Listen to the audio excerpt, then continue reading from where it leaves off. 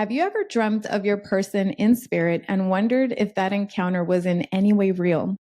Today's guest is a renowned grief and bereavement researcher, speaker, and host of the Grief Dreams podcast. With a PhD focused on dreams and continuing bonds after loss, including prenatal and pet loss, Dr. Joshua Black is one of the leading academic experts in the field of grief dreams. These dreams offer profound insights into the grieving process and continuing connections beyond death. Currently, Dr. Black serves as a bereavement initiative manager for the BC Centre of Palliative Care, where he leads groundbreaking research in bereavement support. He is dedicated to raising awareness and providing essential grief support through his extensive work. And with that, I would like to give a warm welcome to Dr. Joshua Black. Welcome to the Grief and Light podcast. Well, thank you for having me. I'm so excited about this conversation. It's one of my favorite topics. And I actually learned about your work through Kathy Wagner. I was interviewing her. She's the author of Here With You, and she shared a dream that she had with her son. You recorded a beautiful episode with her. And I found your podcast and I could not stop listening to the episodes. They are so fascinating. So thank you for your work. Tell us how you even got started in this space. How do you become a grief dream researcher? Good question. I think, it's really like the lived experience usually, right? For most people, that really drives their path in life. And for me, I didn't set out to do this. It wasn't something that was ever on my mind or someone told me this would be a good path. It wasn't in your bingo cards. Yeah. No, it wasn't there. I wanted to be an elementary school teacher, and that was sort of my passion for a long time. And, my parents kind of pushed me that way too. And so that was kind of my path. And then when I was in undergrad, my dad suddenly died. And in that moment, I felt, the deep grief for the first time after someone you care about died. And it kind of transformed my journey in so many ways. And when it comes to the grief dreams aspect, it was such a powerful part of why I'm here today and how I got, integrated the loss in my life. Because the first moments of hearing the news and then going to the funeral, I was a wreck. And, you'd expect someone to be. But for me, I've never really cried like that before. It was kind of scary. I didn't have the support around me. I didn't know what to do. I needed to go back to school to finish the degree, and I needed to go back to work. And so I just really wanted to get rid of it, to push it away and push it down. And I was able to do that, which is kind of amazing that you can. But what happened was the color came out of my world. And so I was almost like a zombie, just like doing what you need to do. You look good, but inside you're dead, right? Like there's nothing really going on in there. And it's like, you're just, this black and gray world. And it was only 3 months later that I had this dream of my father that kind of changed everything and put the color back into my life. And it was a very simple dream, but one of the most profound experiences I ever had, waking or dreaming, just in general. And so I was sitting in the dream, I was sitting on my bed, and I look to the left and I see my dad in my room, and he was looking through some of my stuff. And then I get up and I walk to him, and I notice that there's just a feeling of lightness. And he had a lot of addiction issues in life, a lot of trauma. And so he always had this heaviness to him. But in the dream, it wasn't, if he felt like this lightness to him for the first time I've ever felt that from him, which I thought was very unique. So I walked up to him and I said, "I'm going to miss you," acknowledging the loss. And then I said that I loved him, and we hugged, and I woke up. And when I woke up, I said, something changed in me, because I woke up completely different. The grief wasn't as it once was. I could honor him. I could regulate my emotions again. I could feel joy.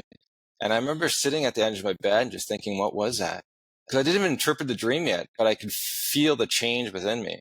And so the dream itself changed me from within.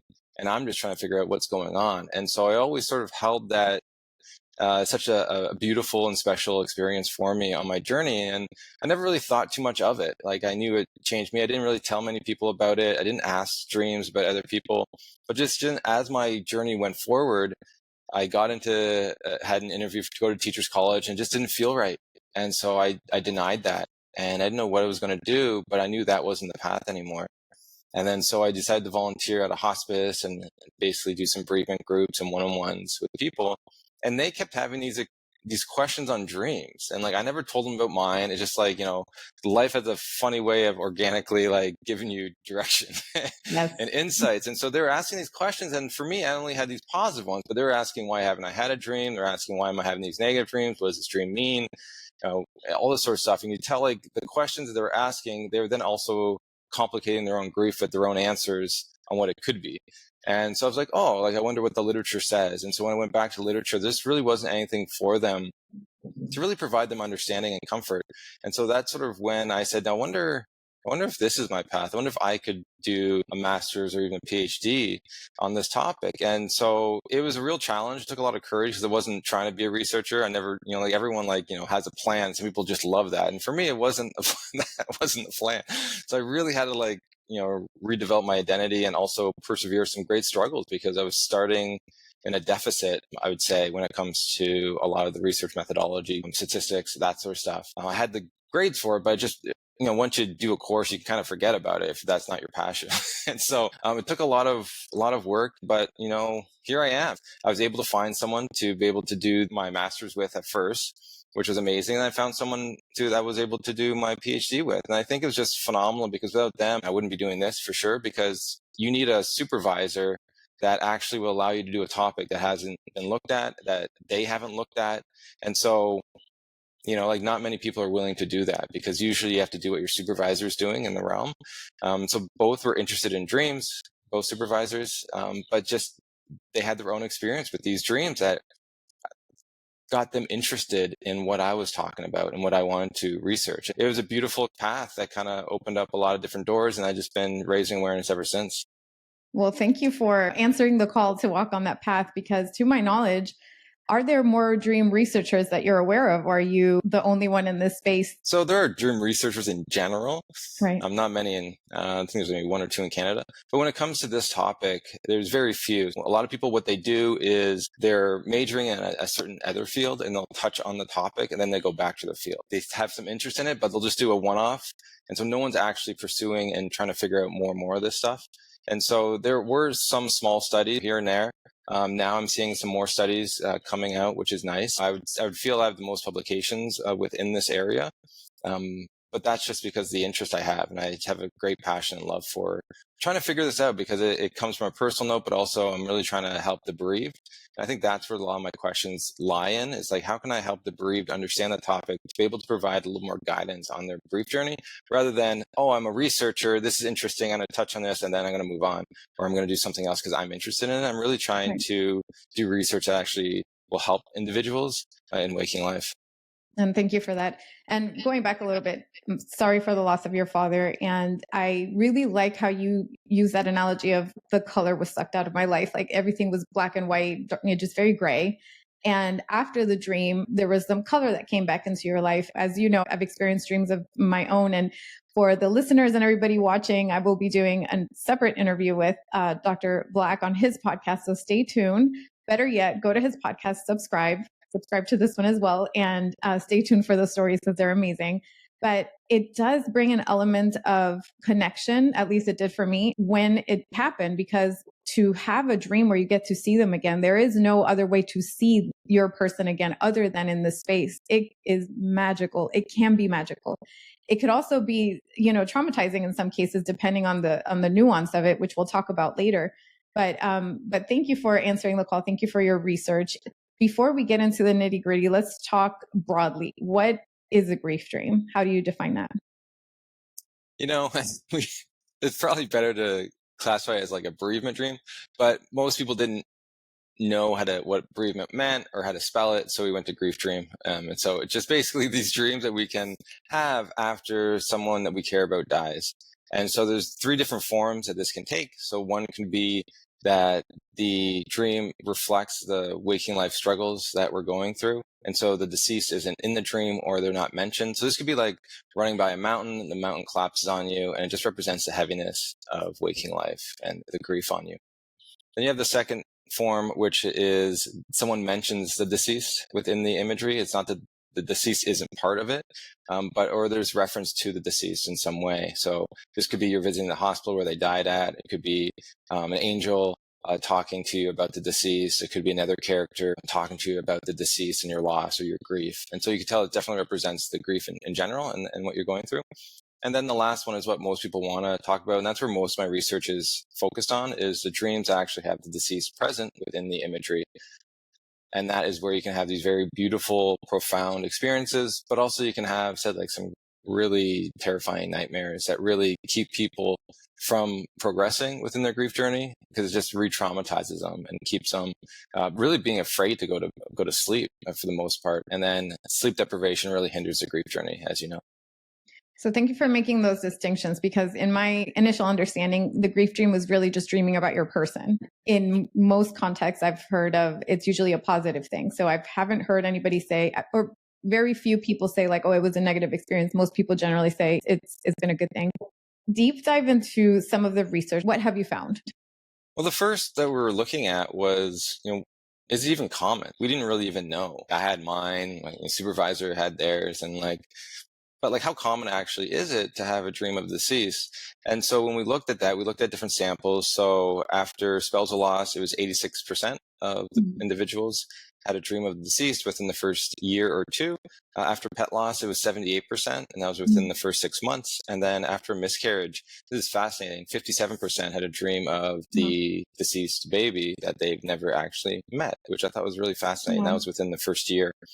And so there was also been another study, not by me, by someone else, but children can also have these experiences, and 55% of children within this bereavement camp stated that they had a dream of the deceased. So it's just understanding that there's a significant amount of people that you're going to run into that are grieving that will have one of these experiences. And one would think that as you become further away from the initial death of the individual, you'll have a more likely a chance of dreaming of the deceased as time goes on. It's not all the time you get it right away. Like mine took 3 months to have my first one. I know people it took a year or two before they had their first one. And we're still trying to figure out exactly why is that? Like, why are some people having it very soon? Other people aren't. There's different factors that may go into that, but it's still very unknown in the timing of things. But the timing seems to be very significant on when these dreams can happen for people. And as you said, one of the interesting aspects of these dreams is that we went in, like me and my supervisor, she was a trauma researcher, which is really helpful to me in this area. I had a positive dream. She had a negative dream. And so we went in thinking that people probably had more negative dreams of the deceased, because Western research basically says that dreams reflect our waking life. And that's part of the continuing hypothesis. So if you're, let's say, sad before bed, or you're angry, or you're frustrated, or have anxiety, you're going to have more negative dreams. But if you're happy and joyful, you're going to have more positive dreams. Given we're in grief, right. And just typically in general, we would expect to have more negative dreams. And just in the research in general, people typically have more negative dreams, even without grief or whatever, just because life is so hard and we have a lot of anxieties before bed. Then after trauma, your dreams become even more consistently negative.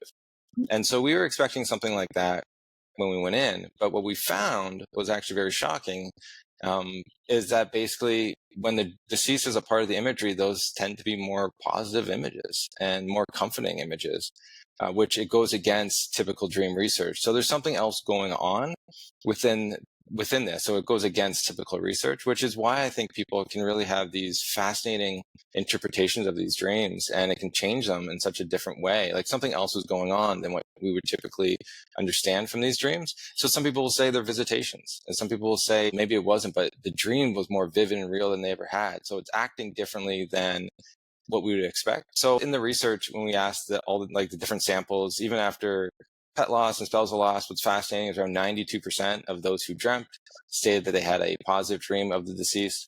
And that could be seeing them healthy or happy, also acting or speaking in a way that's comforting.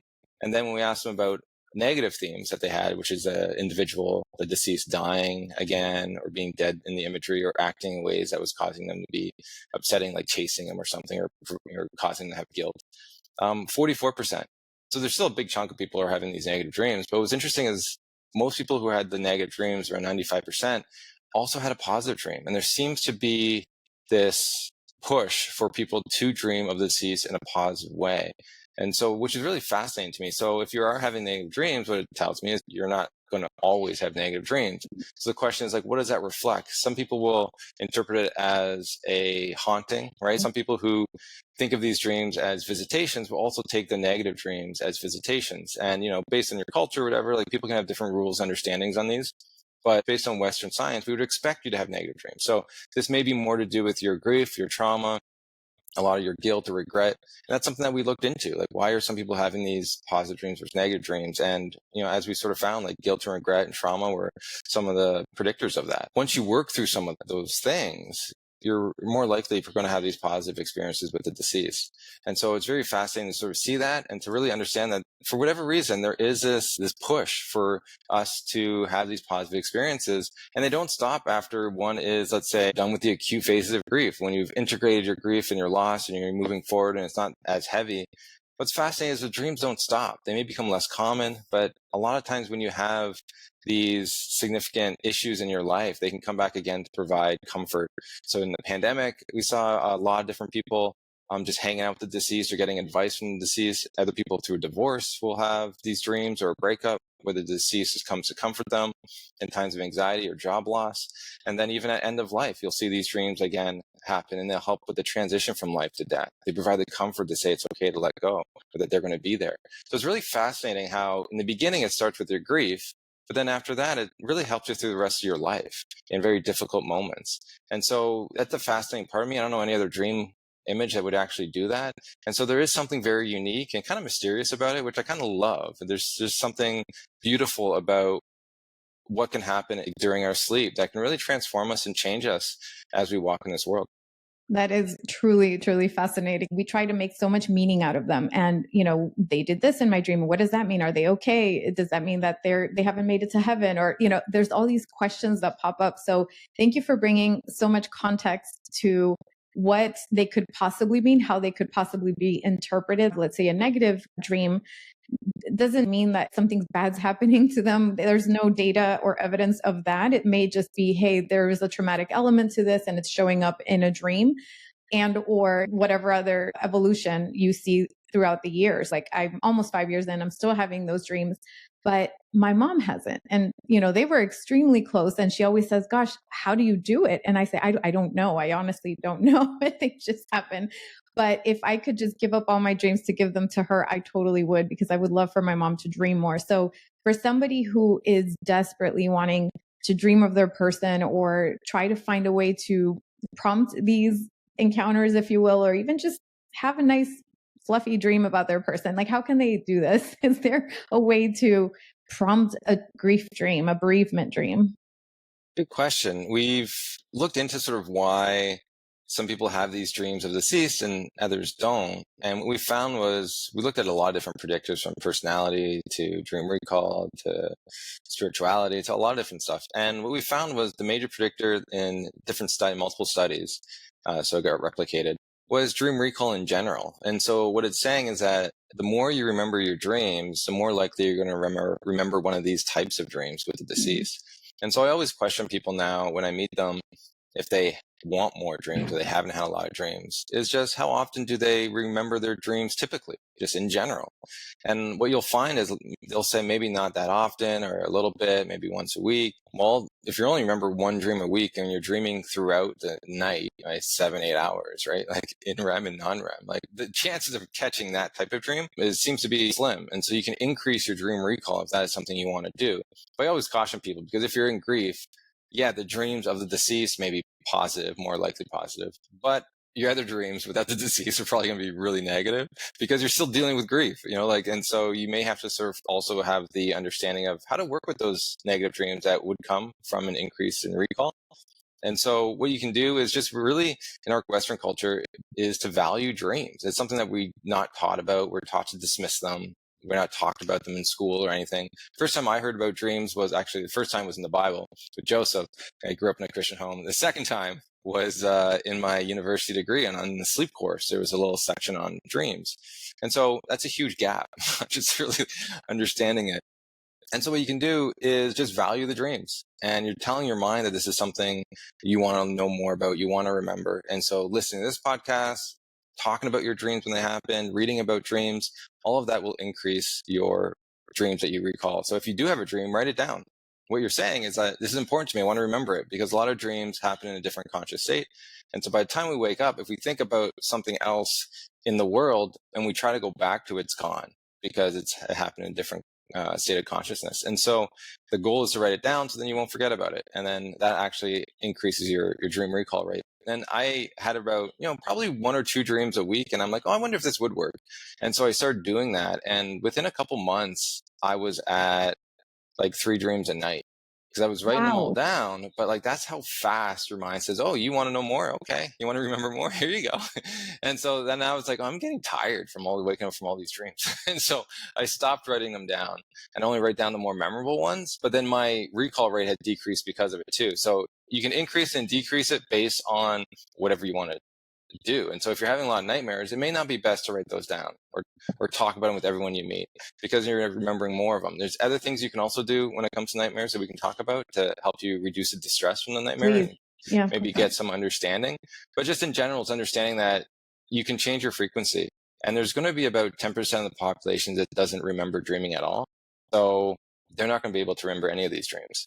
And so there are still ways to sort of engage those individuals. And I always like to ask at the end of my podcast, but also on my website, griefdreams.ca, I have a Grief Dreams worksheet where what you can do is basically create a dream you want to have. Like, what would be the perfect dream for you to have if that was the case, if you could actually manifest something like that. And what's interesting about this is that it can provide you a lot of information about what you're longing for, but it also can provide other people around you an opportunity to all talk about the dreams they want to have. Because some people are going to have dreams, some people aren't, and that's okay. We're humans, we're built differently. We have, different reasons and understandings, and, the mind is doing different things. And so if you're not having a dream, it's okay to ask other people and utilize their dream. So if you're longing for a dream to know that they've, let's say, quote unquote, crossed over, or that they're okay, or they're watching out for you, if someone else has that dream, well, utilize it and say, oh, they are okay. They're all good. Okay, cool. That's something I don't have to worry about anymore. Yeah, you may want one yourself, but it's okay not to have everything, as long as you know that they're safe, right? And then hopefully in time you can have that. But by talking about even those feelings, it's important, because that's part of the grief journey. What you're saying is just, I miss them. I wish I had another opportunity to see them. Yeah, I wish you had that too. But that's something that we can't actually manifest. We can't actually produce that in people's, sleep yet. Maybe one day we can. But as of right now, all we can do is honor the process and honor people sharing. And at one time or another, you'll probably end up dreaming about them, especially if you can remember some of your dreams. I remember a person who came on my podcast who never had a dream of her mom. Her mom died when she was a child. It was, I believe it was an earthquake, and everyone around her was telling her that she was still alive, even though she was dead. Oh, wow. So she went through her life knowing her mother died, but never really wanting it to be true, is the best way to put it. And so I asked her, did you ever go to the gravesite? And she's like, no. I said, why not? And she's like, oh, because if I did, it would tell me that it actually happened, like it was true. I said, well, maybe that's it. Like, maybe even if you did dream of the deceased, you wouldn't want to remember it, because it's a reflection that she has died. And so maybe when you do go to the gravesite, you'll have a dream of your mom soon after. And exactly what happened. She decided to go visit the gravesite. And then a couple of days later, she had a dream of her mom putting like one of her old necklaces on her. And it was just a beautiful moment. And so you sort of see part of it, it could be our readiness and where we are in a grieving process. Some people say they don't want to dream. It'd be too scary, or they have these understandings on what that would make them feel waking up. And they may not be ready for that. And that's okay, but just like understanding and questioning some of that stuff can be helpful to sort of understand where the individual is, like what their dream recall rate, if they even want to dream, all that sort of stuff. But at the same time, it's just great to be able to pose a question either way. What dream would you want to have tonight if you could? And it's amazing the responses that people come up with, because it comes from their heart. It comes from their memories, their mind. And like, that's beautiful. And I've seen many people do different things with that, from paintings, meditations, to all sorts of stuff. Even if they have a nightmare, they'll remember that dream instead, and that can help, right? So there's just different things and tools we can utilize when it comes to this topic. Thank you for that. And there's so much to unpack. I think it's fascinating, the fact that the dream recall is malleable in some way for positive dreams, and then to slow down the rate of maybe the negative ones. So for the listeners and anybody watching, take the initiative. Just play with it. Plan what dream you would like to have. As soon as I wake up in the middle of the night from a dream, I go to the note section. It's already open, so I'm still sleepy. I don't have to fumble on my phone and try to find all these things, because what I notice is the more you try to wake up, the quicker the dream vanishes. What I try to do is stay in like that sleepy state as much as possible. And sometimes as I'm waking up, it's vanishing very quickly. So I stop what I'm doing. I close my eyes, try to tune into the feeling of what I dreamt. And all of a sudden, everything comes flooding back. Like all the imagery comes flooding back. That's when I have the best recall. And then I start typing right away. And I built a practice out of this just because I didn't want to forget all the dreams. And I have this log of dreams. So for example, my mom, she would like to dream about him more. She doesn't know how to. I tell her every dream and I say, hey, I had this dream and this happened. She said, you gave me the answer to the question that I asked yesterday. It's interesting that you brought up, find a way to connect with it, even if it's through somebody else who maybe has the ability to dream more. So I find this making so much sense to me in my personal life as well. But if you're listening, I encourage you to play with these ideas, be open-minded, see what happens. Let's just play with the why not, do it for the plot twist. Now, another topic you touched on was giving meaning. People have certain beliefs. It tends to be on the religious or spiritual side. They have a negative connotation about these dreams. It's almost like they fear them. They don't want to have them because that means XYZ about their person. What advice could you give them to maybe be a little bit more open or interpret them differently?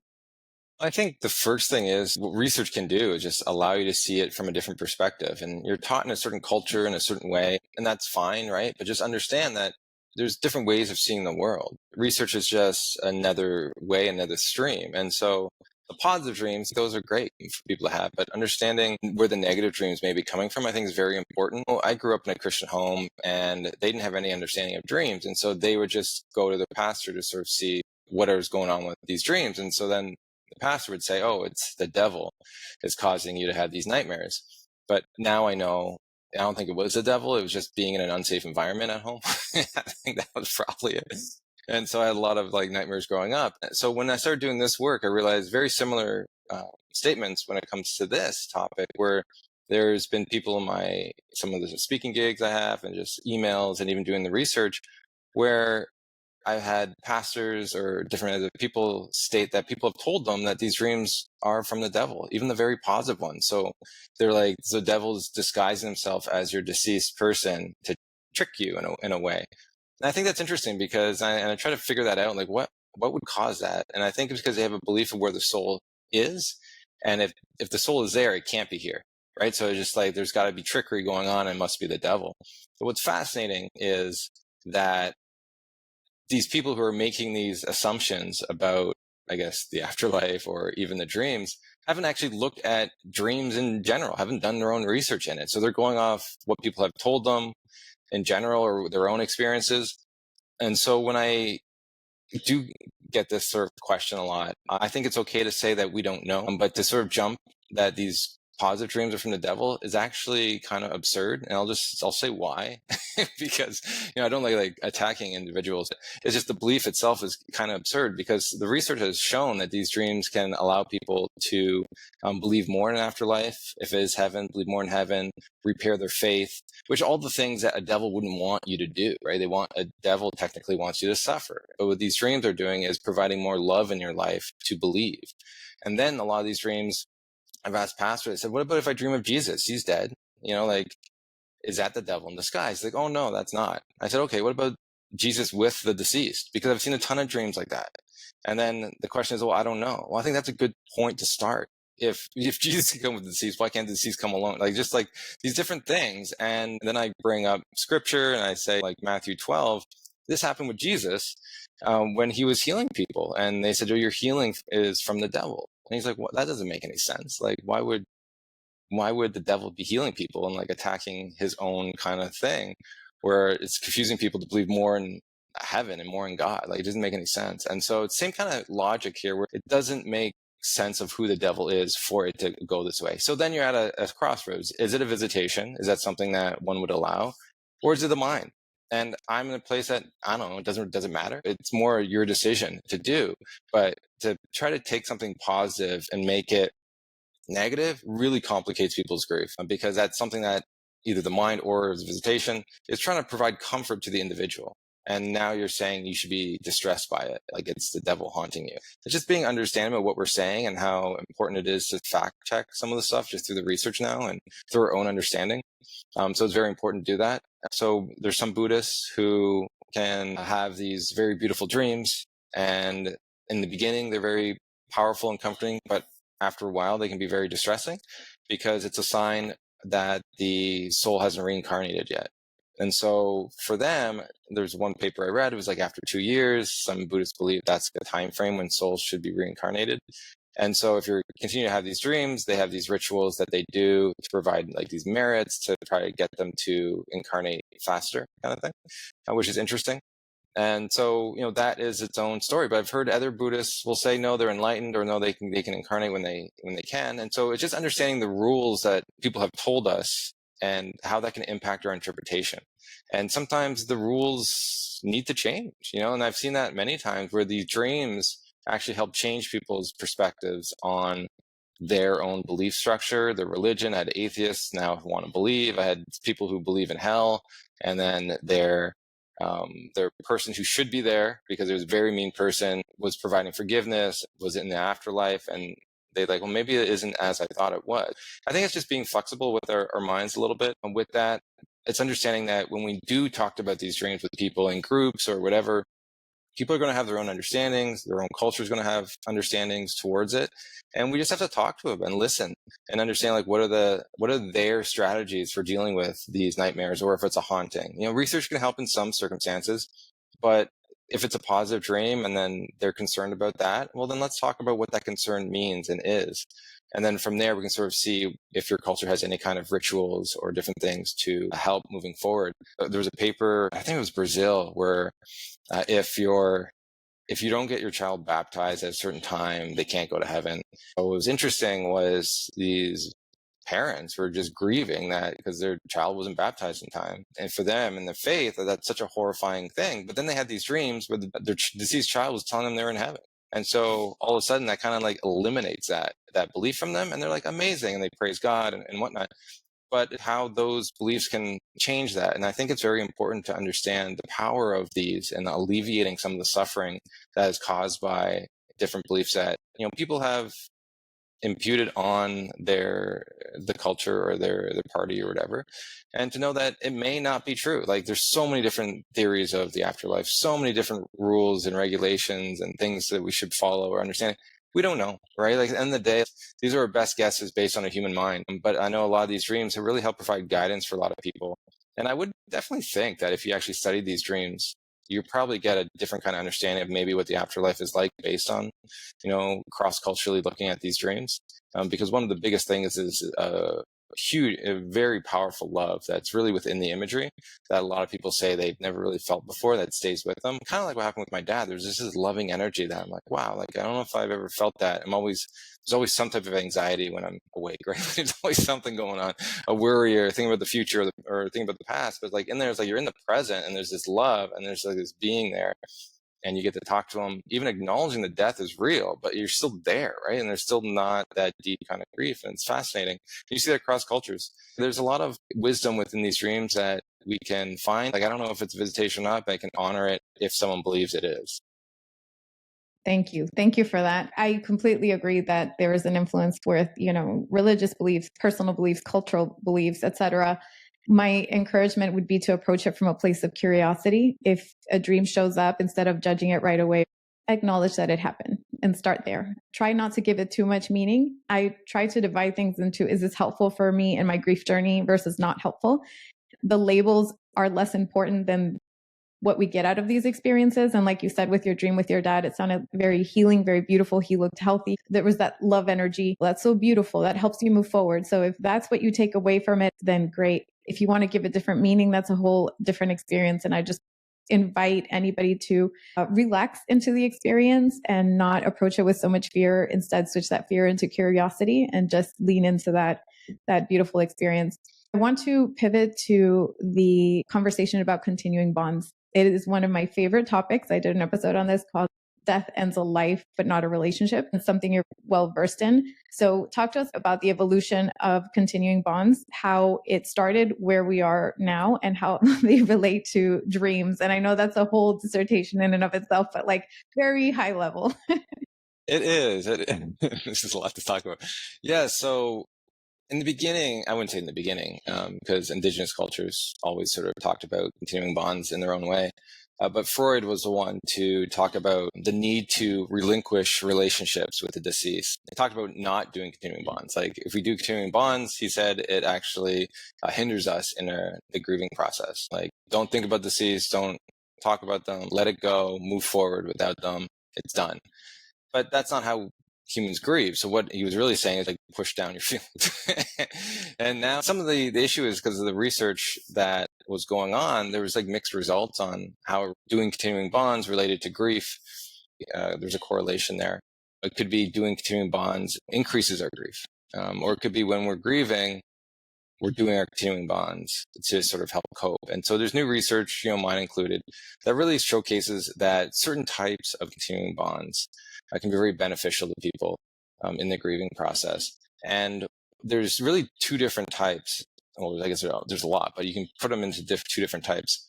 And the first is these internalized continuing bonds. It's more within us. It's very comforting. We have agency. We're choosing to do these. So it's about going to the gravesite or looking at photos or talking about them. Like these are all very like internalized continuing bonds. Like we're doing it, right? And so research shows that those tend to be more comforting for people and they're related to post-traumatic growth, which is amazing.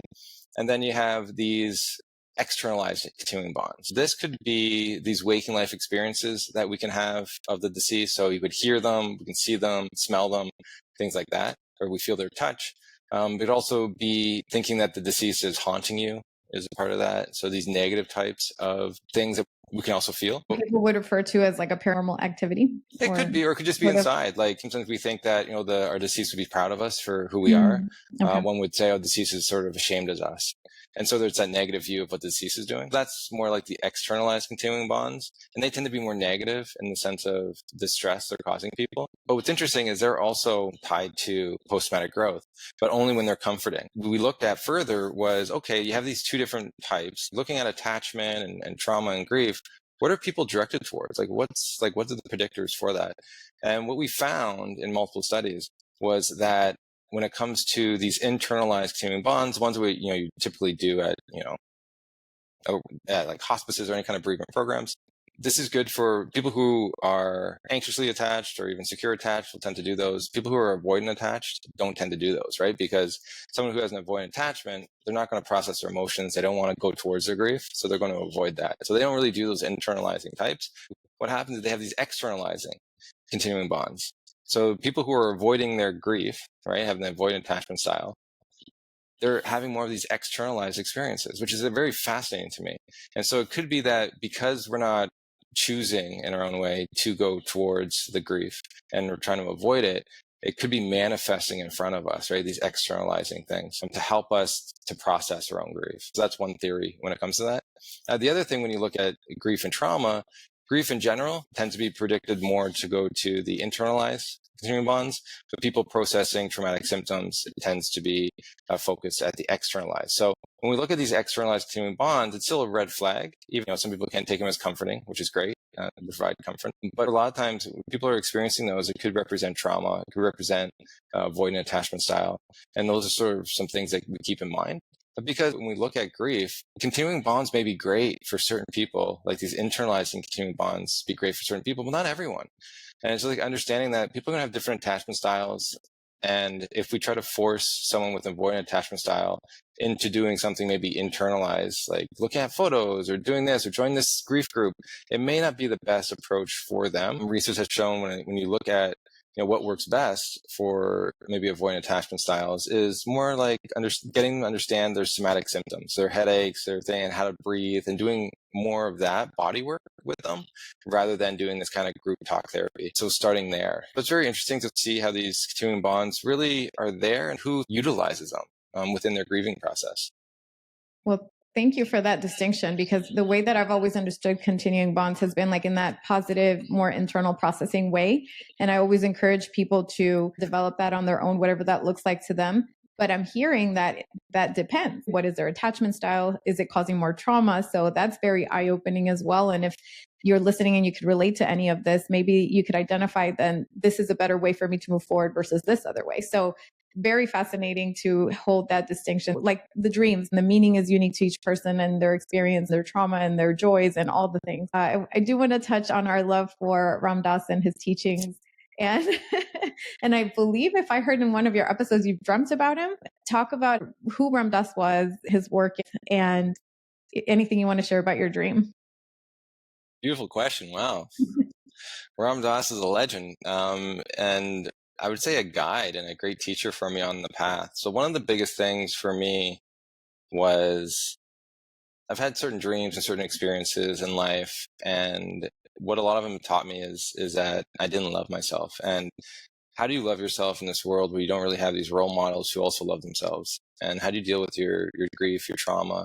How do you walk in a world with confidence? And growing up and loving psychology, so my BA was in psychology, MA and PhD. He was a psychology professor at Harvard who was doing studies within psychedelics like LSD. And he was getting to a state of love utilizing these chemicals. He went on this path and he found a guru who basically explained to him that the drug he was using was just a back door into what is possible being human, which is you can have great love within yourself.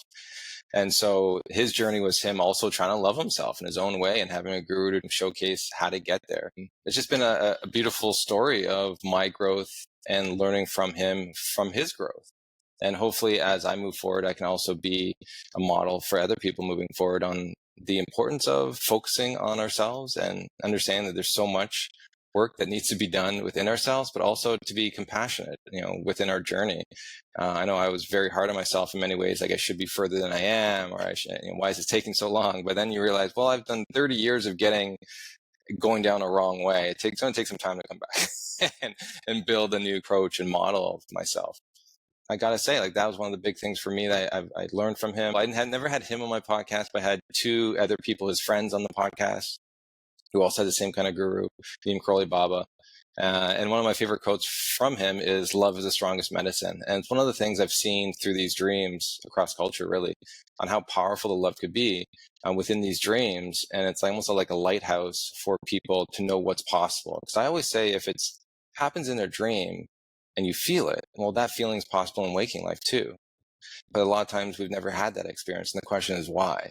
And it's because of all that other stuff that's going on within our lives that take over that purity of what's already within. With that, I want to sort of share a dream too, not of Ram Dass, but of someone else, to give you an idea of just the power of love. I had this individual share a dream with me where she was visiting, I believe it was a cousin who died. And she was in this space. She's like, "Oh, the space is so amazing. I feel so much love here." And the deceased says, "Yeah, because the space is love." And then she says, "But how can I feel this love if I don't love myself?" And then he says, "In this space, you do love yourself." And then she woke up, and it's just like, wait, what? what? What? And it's just so there's a beauty in that, and there's a beauty in just understanding how much love can heal us, and how even looking back on my dream with my father, yes, I got to say goodbye, which I never get a chance to do. Yes, I got to tell him I love him, which I haven't done in like probably 20 years or something, because it just wasn't that type of relationship. But I believe there was that love in the dream was the profounding change factor within it all. He was in the state of love. I was in a sort of environment of love, and it helped move something within me. And so the dream of Ram Dass that I had, there's a couple I've had, throughout the years. I wonder which one that you heard I shared, but one of them was just being at one of his lectures, and he just finished the lecture, and he was like handing out some stuff, and everyone was like trying to get signatures from him and everything. And I walked up and I saw the crowd, and I just walked past, and I went to a corner. And then I saw in the corner there was this book. On top of the book was a picture of, Neem Karoli Baba, his guru. And I just sat there, began to meditate, and he walked over, and we had personal time together. It was just fascinating because I did the way and I just followed my heart. I got a whole moment with them, which is much different. Really allowing myself to try new things and to be curious about life, be curious about myself, and curious about what love is, because the reality is I'm still learning every day. And every year I look back, I'm like, wow, like I've gained so much that I didn't know was possible before. And I think that's what life is. Our concept of love is flawed based on what we've seen and what we heard in our own experiences. And I think there's a different type of love that as we move forward, it can manifest in front of us. And I think that's a very positive thing, that's something that we can do. Like it's not something someone can give us. Like this is a journey that we have to go on. And same thing with dreams. People can't really interpret your dreams. Like you have your own dream language. And so when we look at people's dreams, I always say like, don't go online, don't go on a dream dictionary. Like it's not going to be helpful. You're going to be capturing other people's ideas of what those symbols mean. You yourself is a unique person, and you have your most unique features on how you see an image, how you feel, who the person is that died, and how it all relates. It's not just about the image, it's about the story and the feelings that go along with the dream. And I think as you process that, as you talk more about it, you can find those connections. You're trying to understand a new language that our culture really hasn't been helpful to understand. And so it's going to take time. But I always tell people, if you start at the emotion and reflect it back to waking life, that can really help, especially with those nightmares and any kind of anxiety dreams, to really sort of see, okay, where is this maybe talking about that I may be avoiding or I haven't really been processing? And that's a good way to start as you learn about your language and your own symbols. In this space, you know how to love. Was that the quote? That powerful. If we could just take that, there is a part of us that is in that space, whatever that space is, that knows how to do this. Apply that to your life, however it benefits you. I think that's a beautiful message. And ultimately, these dreams and being able to connect to this energy, even in the trauma, I think there's a message that could ultimately be for our greater good. It's a matter of leaning into the curiosity, use your inner wisdom to interpret what that means. And sometimes it's as simple as, hey, you might need a little extra support in this area. And other times it's absolutely magical. And sometimes we don't even have the words to explain what that beautiful message was. So just stay in that energy. I think, from personal experience, there are messages that I really don't have words for, and I don't think I'm supposed to. I think it's just an energy I'm supposed to live in for a specific moment in time. So thank you so much. We're at the end here. I wanted to give you the opportunity to touch on anything that maybe I didn't ask and where they can reach you. I think there's enough there. You can also learn some more on my website, griefdreams.ca. There's other questions that I answer on there. And also listening to the Grief Dreams podcast. We have over 230 people have come on, shared their experience. And so like just hearing those stories can give you an idea of like how vast these dreams are and even how they interpret their own dreams, which is really nice to sort of hear and be a part of almost like a community that, you can actually hear about this stuff in a way. I know some people don't talk about this stuff and don't want to share it because maybe it could be a very beautiful experience, or they just want other people to judge it and put their own interpretations on it. And so this is a nice little way for people to sort of see the vastness and also validate some of their own. And so you can also find me on Instagram at Grief Dreams, and there's also a Facebook page. Just go on the website and you can find everything there. And what about your research? Are you actively researching right now? Is there something that you want to work on in the near future? Yes, of course. Haven't stopped. So one of the things that we're working on right now is a project at the BC Centre for Palliative Care for bereavement in the context of homelessness. And one of the questions we asked within that huge undertaking of the research was their dreams that they had. And so we're going to be, I'll be writing a paper up on the dreams that they've shared, with that. And then we also do want to look at healthcare providers and their grief and their dreams, you'd say too, of when a client passes. I think it's important. It's one of those disenfranchised griefs that doesn't get talked about enough, of the grief that they sort of hold, when a client passes or patient, and the dreams that they can have afterwards. There's two people that came on my podcast that shared about dreams that they had of past clients that were very beautiful. And so it's something I really want to sort of capture for the world to really see. And you need research for people to validate it to be true in many ways. But I think, where we are in our healthcare system, I think it's important for us to do more research when it comes to the grief that is being experienced by the workers there. Powerful stuff. And I'm looking forward to that. And I'm very curious to see what the differences are and how it affects each individual. Wow. Very powerful. I look forward to following that and listening to your episodes. If you are watching or listening, follow the Grief Dreams podcast. There's a wealth of information there, so many stories and fascinating data. So, Dr. Black, thank you so much for your time. This has been incredibly interesting, and selfishly, I just love this information. I love all this research. I love these types of conversations, and I thank you for everything you're doing. As a final thought, what would Dr. Black say to young Josh embarking on this research journey?